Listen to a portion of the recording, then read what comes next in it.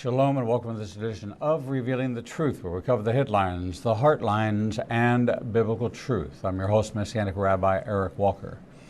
What do you get when you combine more than 10 years of talk radio experience with a conservative Christian historical constitutionalist who has an unbridled opinion, rapier wit, and a gift for the uncommon and little-known historical facts about America? That can only describe one person. He's not only a friend of many years and host of the Michael Hart Show and the author of Unknown America, Myths and Little-Known Oddities About the Greatest Nation on Earth. Michael Hart regularly appears here on the third Monday of every month at 10 a.m., and you can visit him online at michaelhartshow.com and hear him daily from 7 a.m. to 9 a.m. and tune in to his show on the TuneIn radio app. Michael, good to see you, my friend. Good to see you, Rabbi. How are you? I'm well, thank you. So you had a extended trip out to Napa and Sonoma. You got to see the beautiful, amazing coast, Muir Woods, and all my favorite places, and refreshed and back on the air. Yep. You took a hiatus, a period of time when you had taken some time off from talk radio to do a bunch of research and to kind of build a platform. I know that you're heavily involved with the RNC here in the state of Alabama. And, you know, there's just so many things that are going on that make you scratch your head about what's going on today. The amount of rhetoric, the crazy statements that are being made, that if America even considers this new radical communist socialistic agenda that the Democrats are now leaning towards, we're in for a world of trouble. And it's based on history. It's either going to happen this year in the election or 4 years if it follows the pattern that after an 8-year Republican administration, it's followed usually by a Democratic. So where are we heading? I think eventually we are going to see a socialist administration, a socialist president. I think that the only way to eradicate the notions of a socialized government is to actually have a socialized administration, because it's not going to be until that point. Right now, we're having all these conversations, and it's all a matter of hyperbole and conjecture, the great unknown. The bottom line is, until we get to the point, Rabbi, where we actually have the implementation of socialist policies in this country, people in America just are not going to understand the depths of it, the scope of it, and just how unbelievably heinous it actually is.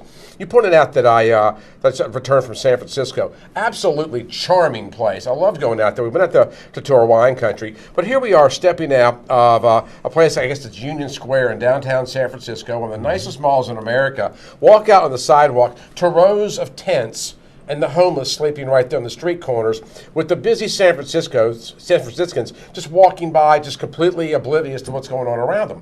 And, you know, I'm driving in downtown San Francisco, and I look up, we're taking an Uber, and there's a 6-story tall likeness of Greta Thunberg.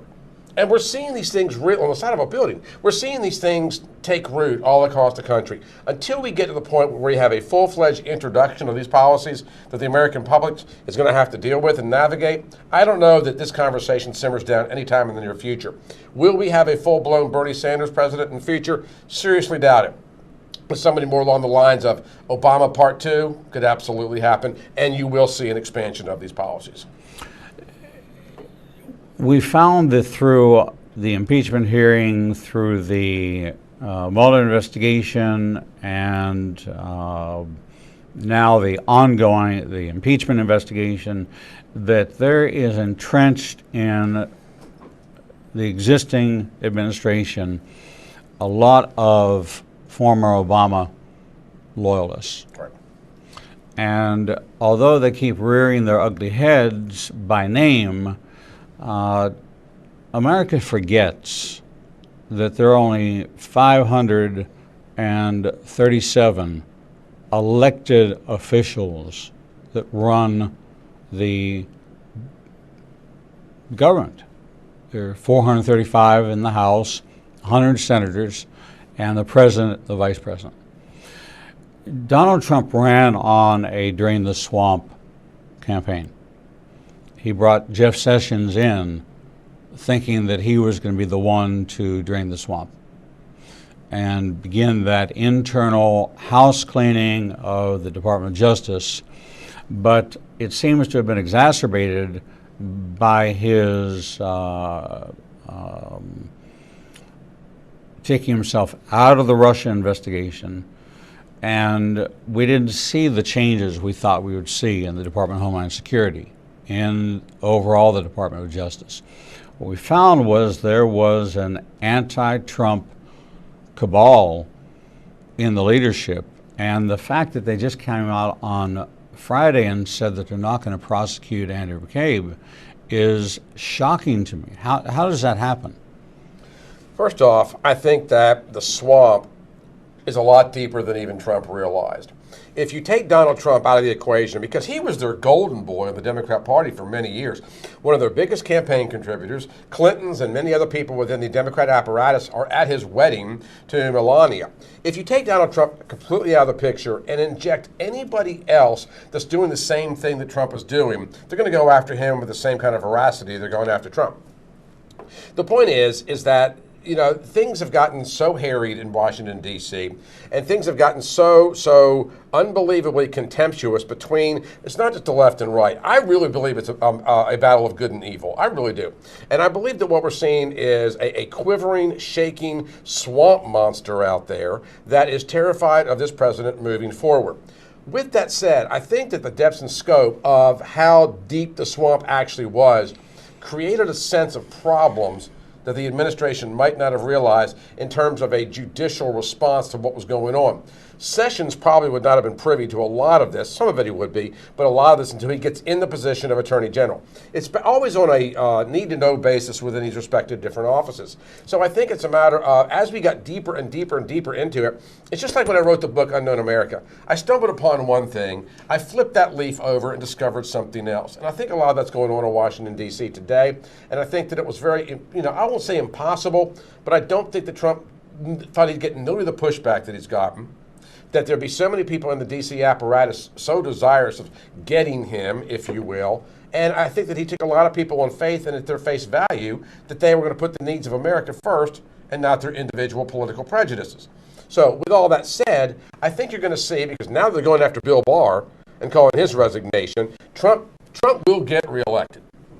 When that happens, I personally think it's going to be gloves off. But time will tell. And gloves off may very well get quite ugly, either judicially or legislatively, but I do see it coming. 4 years ago, Phil Haney, who was with the Department of Homeland Security, wrote a book called See Something, Say Nothing.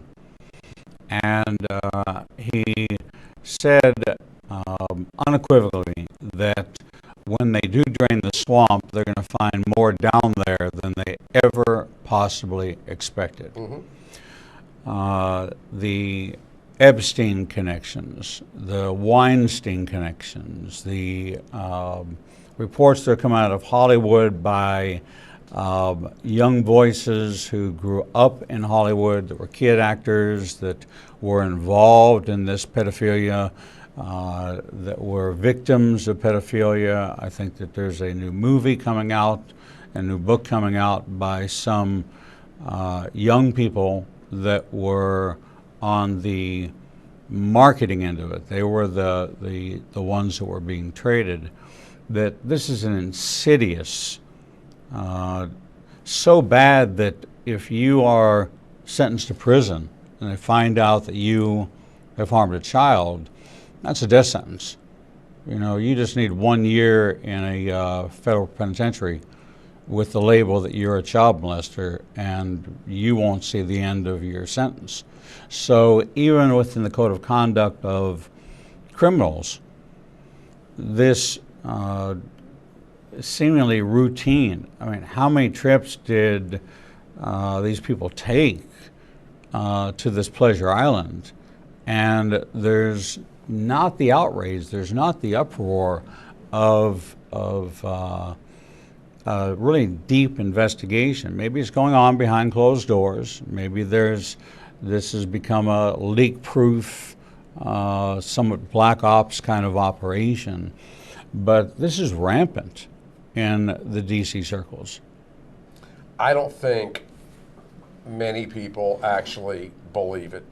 And about a month ago, I interviewed a woman on human trafficking on the radio program, not the podcast, and talking about the extent of it. Now, we are 10, 15 miles south of Birmingham, Alabama, the city center, which has I-20 running right between the center of town, which happens to be one of the biggest trafficking corridors in the United States. And I just don't think people really understand the severity of it, the extent of it. And I think to a degree, it almost harkens back to that same body of people that are Holocaust deniers. The horror of it is so excessive that there are people out there that simply cannot acknowledge that it actually occurs. But as you point out, it occurs quite extensively. If you go back through administration after administration, JFK, LBJ, you can go back to Bill Clinton, for example, and a whole host of other presidents that have actually had Secret Service details to get women in and out of the White House. LBJ had a buzzer under the desk in the Oval Office to be alerted to when the Secret Service could alert him if Lady Bird was coming. People don't believe this. They don't understand that it's long going on. It's a matter of the depth and the scope of it. It's very much a profit industry. And this is another one of the things that a lot of these people are so resistant to Trump and Barr and the investigations because they know they're going to do time. It's amazing to me that you have incarcerated convicts with a higher moral code than some of our highest ranking politicians in this country. They know that. They know if they go to prison, it's much more expensive than that. I don't think it's just a matter of political wrongdoing. I think a lot of these people up there are involved in things that we would not only be disgusted by, but we put a lot of them away for a very, very long time. And it's tumbling out every single day. Even the comments in the last couple of days of Michael Bloomberg directed at women on his own staff, telling one of his staffers when he was informed by her she was pregnant, and he looks at her and says, well, you need to kill it. Now, was that tongue-in-cheek? I wasn't there. I don't know. But the point is that it's a lot deeper than a lot of people realize. And this is not a matter of political infighting or gridlock. This is something much more insidious than that. Trump's uncovered, and I think the lid's going to blow off of it in the next 4 years. You are and have been a long-term student of the Constitution. What the framers intended, what they expressed in the Federalist Papers.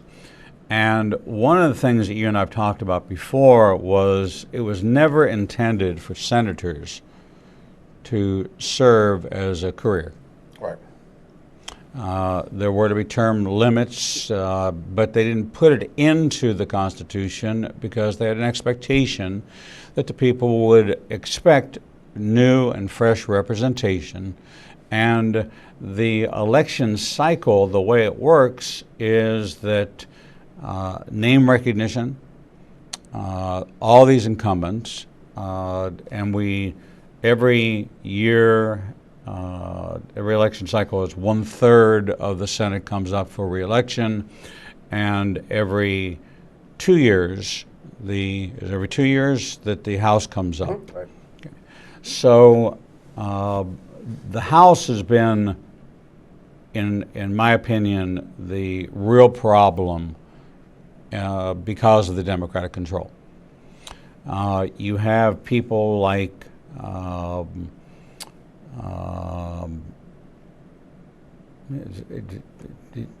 his face has been on everything, and Adam Schiff, who is the most non-credible voice I've ever heard.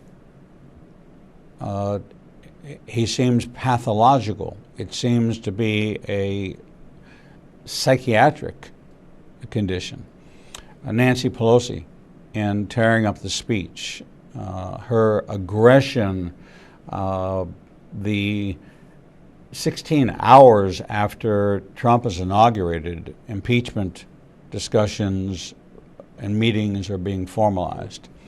This is an agenda that America, there's been no outcry.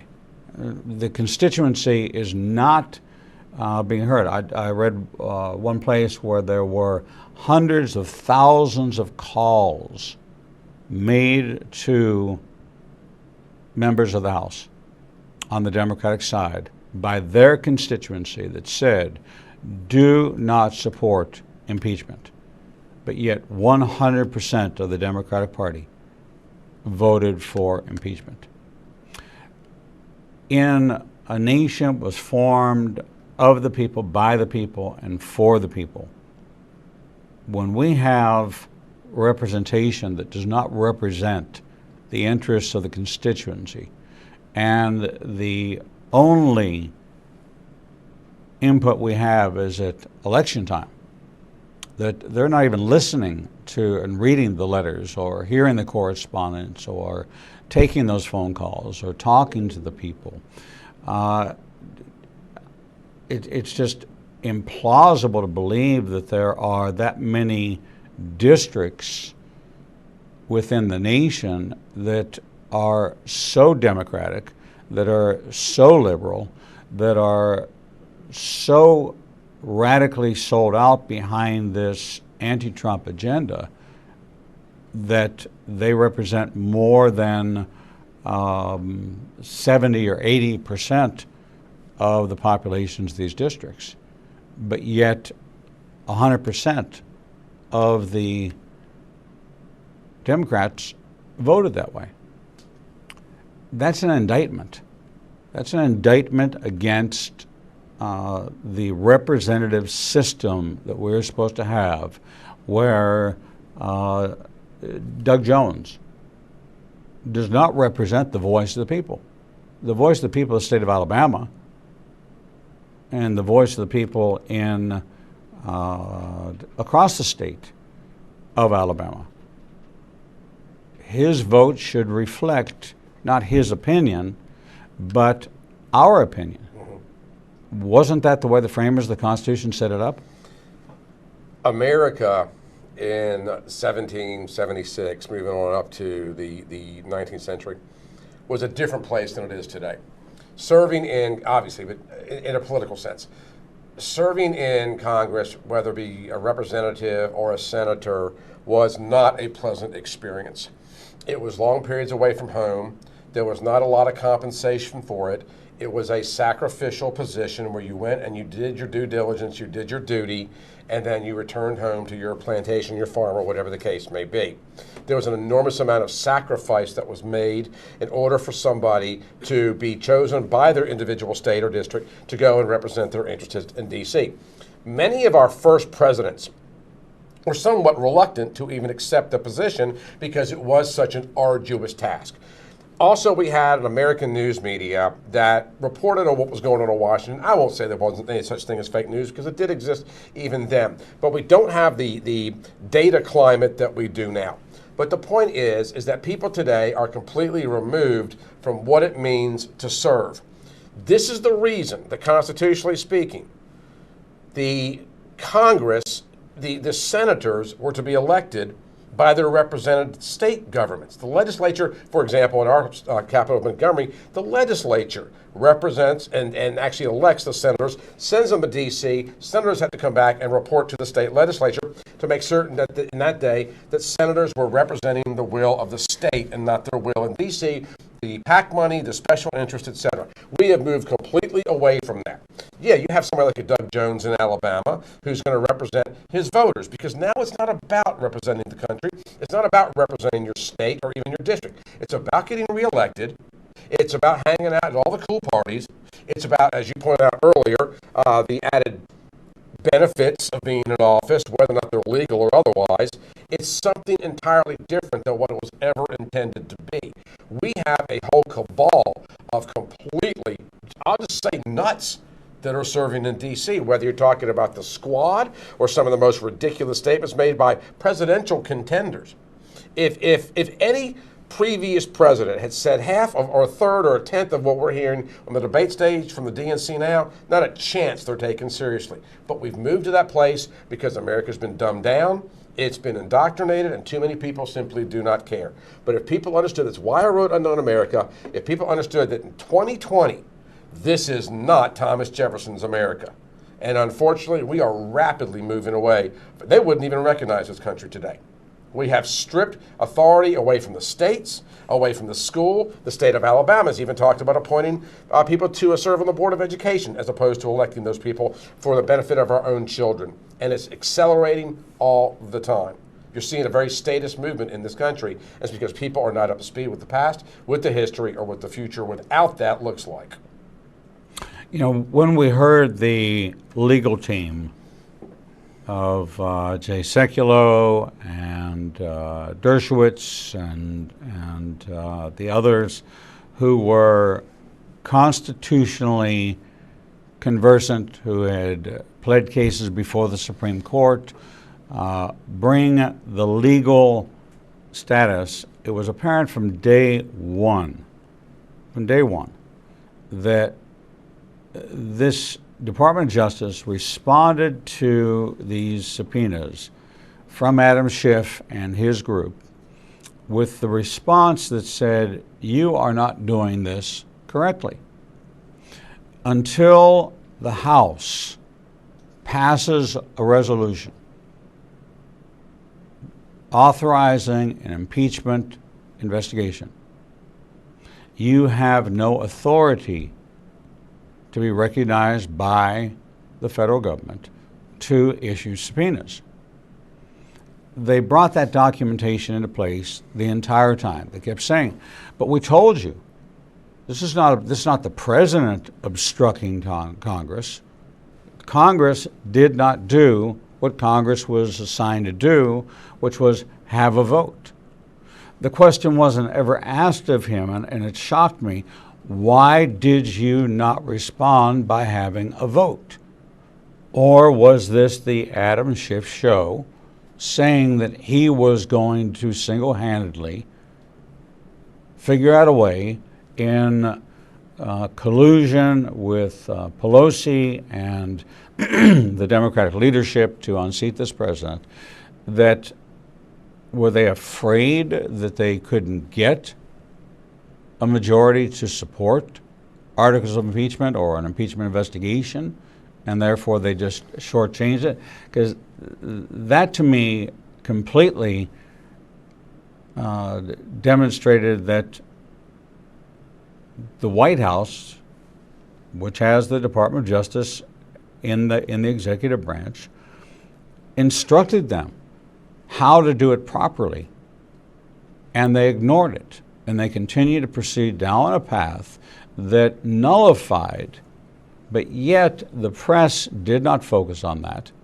The hearings didn't even focus on that. And even the defense team didn't really hone in on that and said this is a bogus charge. There is no obstruction of Congress. There is absolutely no. You are not enacted or empowered to do any of the things that you did at the taxpayer's expense. And this whole thing went to a vote where Donald Trump was impeached in the House, acquitted in the Senate, but every conversation today coming out of Washington is this isn't over. They're going to continue to try to dig up more and more, and will approach it the same way, which is they will not bring it to a House vote. So here we have taxpayers' money being invested not in legislation, not in infrastructure improvement.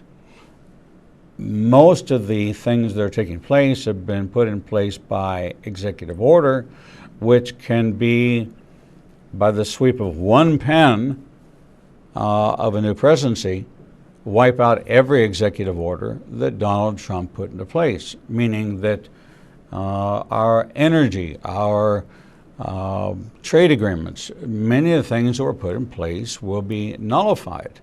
That is, at every level, puts our government in a state that maybe the most uncertain times we've ever had. Especially when you add foreign policy and international security risks into the matter.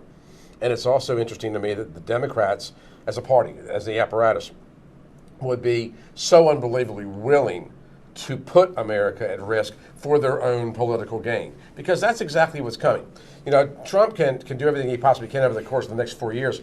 I don't know how well he's going to be at building a firewall around many of his executive orders, but that is exactly what's coming. And the only thing that prevents it from coming is for the Republicans to take the House of Representatives back, get somebody in the leadership chair, and to go from there. But as you point out, this is not a matter of if, it's a matter of when. Mm-hmm. It is coming.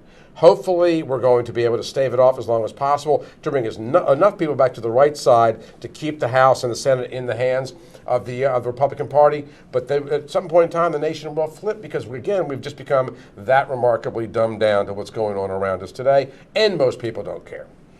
We're talking with Michael Hart, host of The Michael Hart Show. You can find him on michaelhartshow.com.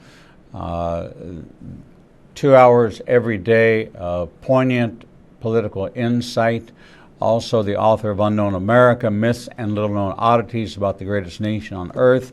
And contained in here are backstories of various administrations, facts which are now coming into play because history will repeat itself unless we respond to it differently.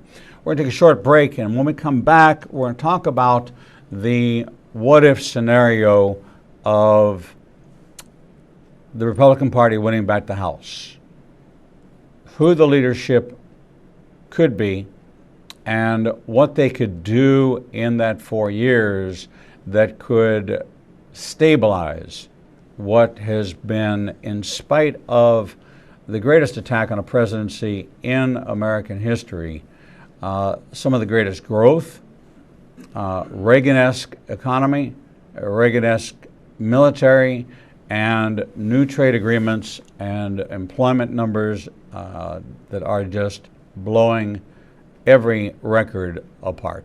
We're going to take a short break, and we'll be right back. The Lord meets you right where you are, and so does Igniting a Nation's new live streaming outlets.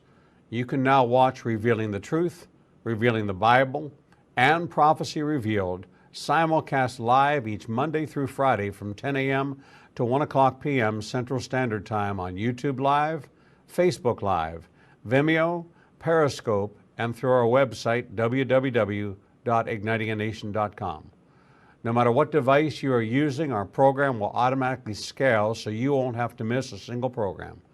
And if you happen to miss an episode, you can always subscribe to the Igniting a Nation YouTube channel and access over 1,000 interviews and never miss your favorite authors, special guests, and topics that interest you the most. There are lots of ways to see Israel, but nothing compares to seeing the land of the book and the people of the book through the eyes of two Jewish believers who can take you on a journey that will bring the entire Bible to life. When you join Rabbi Eric Walker and his #1 rated tour guide, Edo Canaan, in Israel, you'll experience incredible teachings, first-class accommodations, and actually walk where Jesus walked. You will experience the Bible transforming from black and white into living color, and you will never see the Bible in the same way again. For more information, visit us at www.ignitinganation.com/events. The Lord contends with what contends with you, and Igniting a Nation is committed to bringing to light each and every issue that faces a believer's life. Our live stream programming and teachings take you on a journey to finding biblical truth from a wide variety of experts who share their insights into a deeper walk with the Lord. We have assembled the most comprehensive panel of experts in the fields of prophecy, caregiving, healing from trauma, shame, and abuse, and so much more. We continue to expand our teachings and programming to meet your needs. We're committed to healing the nations with biblical truth. Visit www.ignitinganation.com to develop a deeper walk with the Lord and start your journey to a transformed life. The Bible commands us to study to show ourselves approved, but most study using Bible study tools and not actually studying the Bible chapter and verse.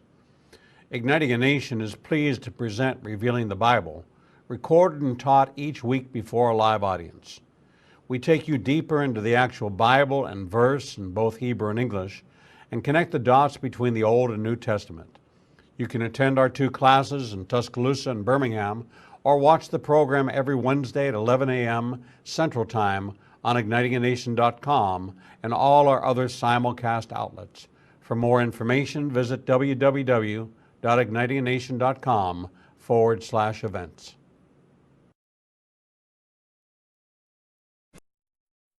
Shalom and welcome back to this edition of Revealing the Truth, where we cover the headlines, the heart lines, and biblical truth. I'm your host, Messianic Rabbi Eric Walker, and we're talking with Michael Hart, host of The Michael Hart Show. You can find him at michaelhartshow.com. Tune in to his radio program, The Michael Hart Show, on the TuneIn Radio app, and get a copy of his book, Unknown America, Myths and Little-Known Oddities About the Greatest Nation on the Earth. You can find that at michaelhartshow.com or click on ignitinganation.com. Look at today's broadcast schedule. Click on Michael Hart. It'll take you right to the copy of the book. Michael, welcome back. Thanks for having me. Yeah. November comes, Trump gets reelected. Bill Barr survives this little, I call it a little rift, a little tiff. It's got to go away. Bill Barr's not going away. He's a proven entity, and he's probably the only one I can see right now as willing to go toe-to-toe, say something about Trump's tweet, saying, look, this is First Amendment freedom. I'm not trying to abrogate your freedom. I'm saying that we have a policy in the legal community that we don't make comments on open cases. I'm just asking the president to stop making comments about open cases. I think that's a reasonable request, that there not be undue influence on sentencing or declaring somebody innocent when certainly has the freedom to express his opinion, but his opinion is not just the opinion of an American, it's the opinion of the President of the United States. So reining that in a little bit, and him not responding to that feeds into the stability question, feeds into, is he teachable? Is he really that aware? Brings out the conversation again that he doesn't read the briefings or other comments about him that take these great accomplishments and then one black mark against it and negates all of that greatness. And that's what's happening in the narrative, is that all these tremendous accomplishments that he should be pointing to, that he does, talking about the height of Michael Bloomberg, you know, the guy was born short. You know, so it's almost that when they call it the bully pulpit, it really is a bully. So that hasn't helped him endear himself to the American people. People like ourselves, we're willing to look past that and say, let's look at the results and the plans he's put in place and the plans he has for the future. So November comes along, he gets reelected. Who becomes Speaker of the House? As you and I were discussing during the break, I think the 2 or 3 people, Trey Gowdy, Devin Nunes, Jason Chavez, the people that I would like to see become Speaker of the House are no longer going to be in the House of Representatives.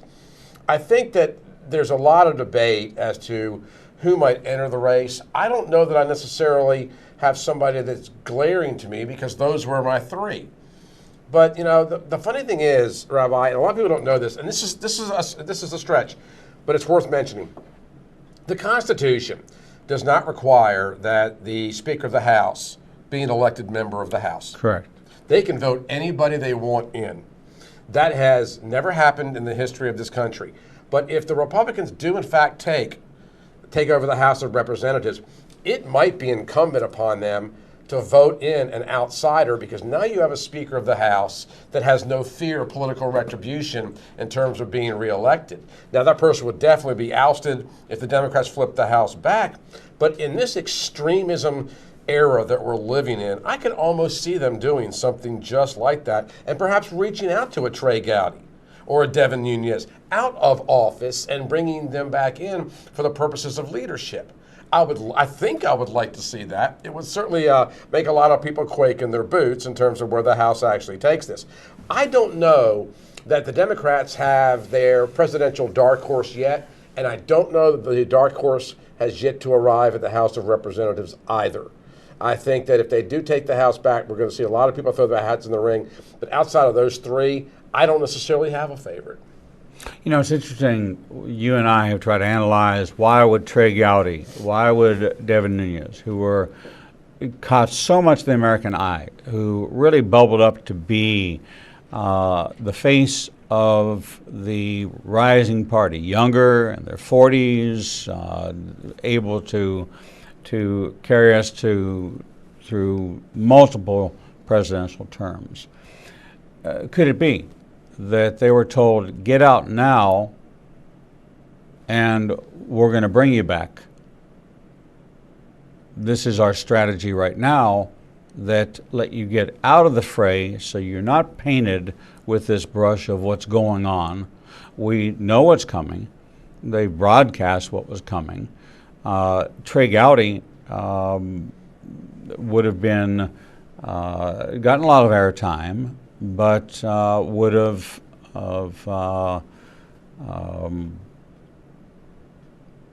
not endeared himself so much to the House at large. So maybe by having them step out for a season would open up the door, pave the way for them to come back in that scenario. Newt Gingrich has brought this point up many times in conversations, that it does not have to be somebody who is elected in the House to rise to that leadership position. My respect for the Republicans in the House has really been brought into question. First of all, the moment that they started having private hearings that the Republicans were aced out of, okay, did not become a lawsuit or rise up to the occasion of being an outrage. And even during the impeachment hearings, it was alluded to there was no due process. That in America, due process means you face your accuser, you have representation, all questioning from the other side, you have the ability to cross-examine a witness, okay, unless it's a grand jury. So they operated as if they were a grand jury, not as if they were a investigatory committee, right, looking into the wrongdoings of the president. That should have nullified the entire effort. It should have never come to a vote. But Pelosi, being who she is, backed the whole game plan. But yet America, because they're probably as ignorant as politics as they are as the Bible, followed it but didn't understand it. Right. In the impeachment hearings of the past, Clinton, Johnson, none of these kind of things went on. So this is a whole new playbook. Does this mean that every time somebody gets into office that you don't agree with, that this is now a new card to play in undermining a duly elected president? Yes, that's exactly what it is. And you know, if you're an alcoholic and all of your friends are alcoholics, then alcoholism is your norm. Mm-hmm. It seems the norm to you. And I think that sometimes people like you and I We're in the media. We are very politically zeroed in. We do constant research. We have the connections. We know a lot of what's going on behind the scenes. I think that sometimes that creates an illusion in our minds that the rest of the country might be as up to speed on these things as we are, and then therefore responsive or receptive to those ideas. But they're not. The overwhelming majority, like you point out with the Bible, the overwhelming majority of people, they're going to have a cross in the house, they decorate for Christmas, they buy each other presents, and that might be the extent of their Christianity. Maybe they have some expanded faith. I'm not here to judge anybody.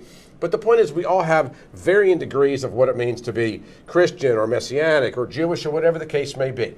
And although there's really no fluidity in terms of being evangelical, in the minds of many people there certainly is.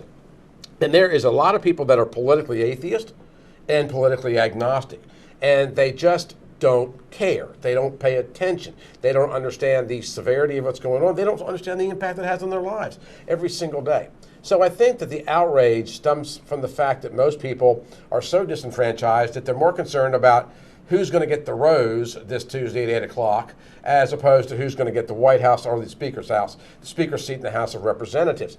And it's part of the celebrity culture we live in. It's part of that Colin Kaepernick. Who gives a darn what an NFL player thinks, in terms of my politics, or anybody in Hollywood for that matter? It's the reason the Academy Awards ratings are in an all-time tank. And so Americans, they glom onto this celebrity culture without really realizing what they're looking at or what they're thinking or what these people might actually know. And it creates this environment of just, I won't go so far as to say indoctrination, but certainly a lack of education. And that's where the lack of outrage stems from. We're in the beginning of primary season. Our primary is coming up next month. Mm-hmm. Voter turnout in New Hampshire and in Iowa were surprisingly low, where everybody predicted it would be record-breaking. So on the Democratic side, not turning out, which has always been their claim to fame, is that we bring people to the polls, that we mobilize the voters. It's early, but what does that say if in the Iowa caucus they had less than they had last year? Major enthusiasm gap. I believe most people in this country legitimately believe that Donald Trump's going to walk his way in. I believe that my mom lives in New Hampshire, and you're right. It's a state that is, it's not even politics. It's part of their psyche. It's part of their culture. And I think a lot of people up there have just realized that, like a lot of Republicans did back in 12, that we're going to have to ride out 4 more years of this, because they realize, think of it this way, Iowa and New Hampshire, would you consider these 2 states politically savvy overall? More so than most states, I would think. They know the whole thing with the House of Representatives and the impeachment was a farce. They get it. They see it for what it is. I think there's a lot of people in the Democrat Party, in both those states in particular, that simply do not want to be affiliated with this particular school of Democrats or their Democrat thinking. I really do believe that. There's several moves underfoot. One is to do away with the Electoral College. One is term limits. If we don't go to an electoral college and we purely by popular vote, that's 6 states that elect the president. California, New York, Texas, Illinois.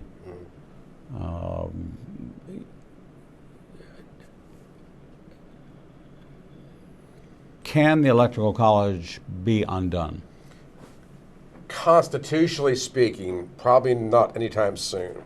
The biggest threat to the Electoral College now is this interstate popular vote compact, which now Virginia House of Representatives has voted to join as well, where 270 votes are needed to override the Electoral College in the case of the states. They have 196 as of right now delegates. With Virginia, it would be 209. If the compact, which a lot of people have questioned whether or not it's constitutional, Supreme Court more or less has said years ago in a precedent that it is, would allow for these states that might gather amongst themselves at least 270 electoral votes to override their own voters in their own states if, in fact, their candidate does not win based on the popular vote. Pardon me. It gets very complicated, but the answer to your question is the Electoral College is probably not going anywhere anytime soon, but initiatives like the National Popular Vote Interstate Compact could actually override the ultimate will of the Electoral College. That won't happen in this year either. They don't have the votes, but they could next time around. Now, in the Democrat Party, they have the superdelegates, Right. which is a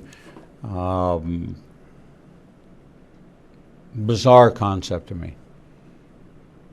It represents only private interest, and it will greatly impact. So if there's no consensus candidate in the first vote, the superdelegates engage in the second. That well is being primed for a candidate, but we don't know yet which one. So if you were to hazard a guess, who do you think the Democrats are going to want to put up?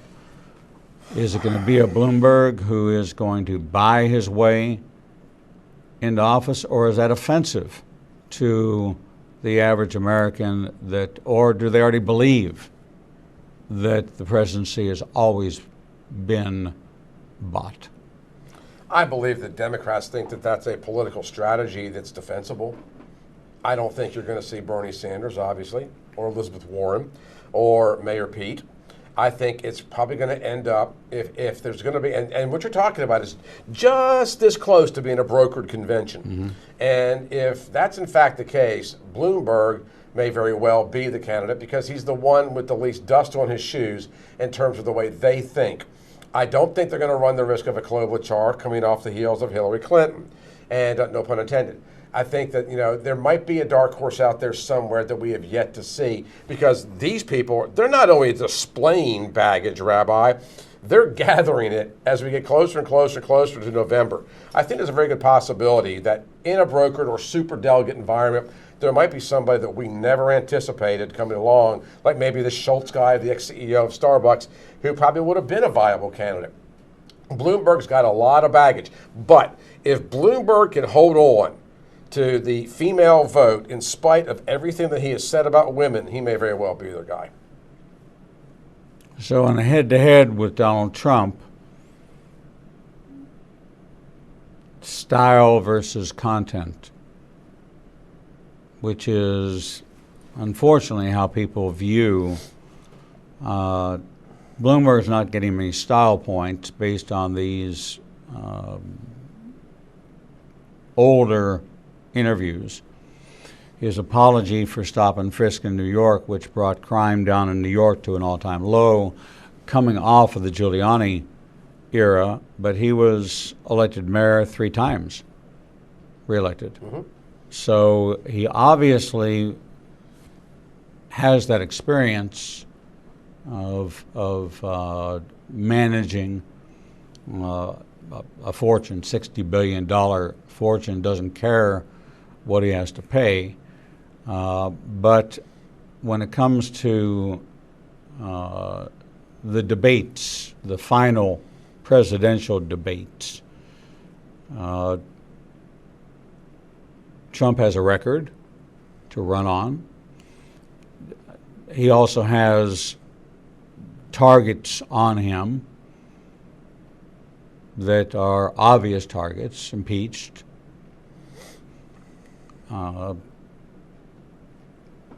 This is just one really unusual election cycle. A debate between Trump and Bloomberg would be unbelievably vicious. They're both New Yorkers. As a resident of New York City, Donald Trump has a lot of experience. They know each other. They don't like each other. Bloomberg cannot stand him. He cannot stand Bloomberg. It would be a personal slugfest between not only two opposing political views, but two people that had an adversarial relationship at times in the past based upon Trump and his development activities in the city of New York and Bloomberg's relationship, because everything in New York obviously has to be pre-approved. And you want to talk about a city that's a swamp next to Chicago, it owns that right. And so, yeah, it would be an absolute bloodbath. Trump does, in fact, have the record. Bloomberg does not have the style moxie, as you point out. And because of that, I think it would be very, very, very ugly. But I also think Trump wins on every single level. Bloomberg, although he won an election in New York City many times, not particularly popular among some groups up there.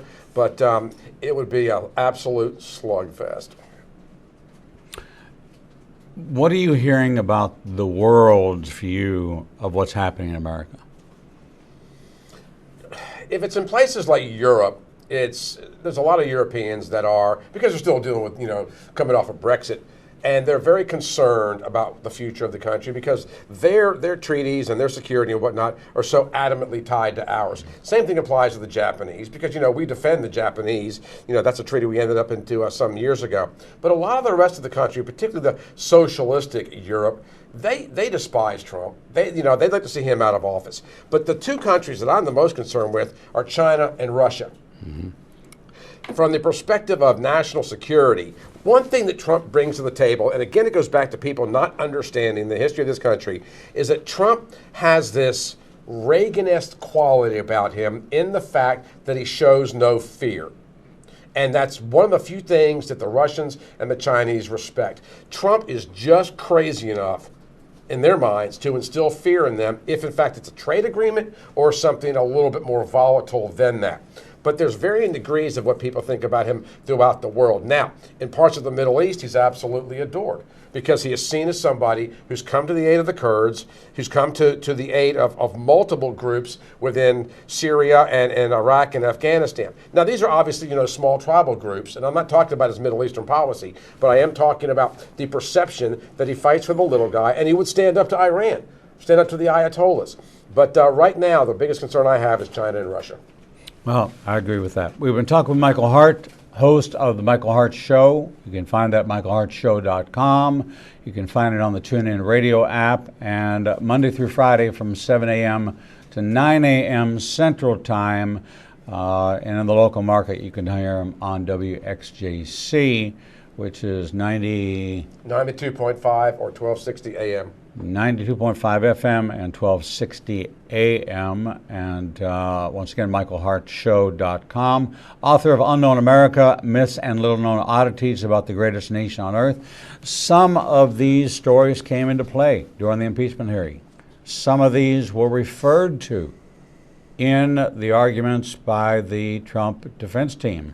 And more information can be found here. It's a great read about your country that is important for you to understand, that we are a country that's based on moral, good and evil, Judeo-Christian values, and legislation such as the ridiculous one being presented in the state of Alabama that men over 50 have to have a vasectomy.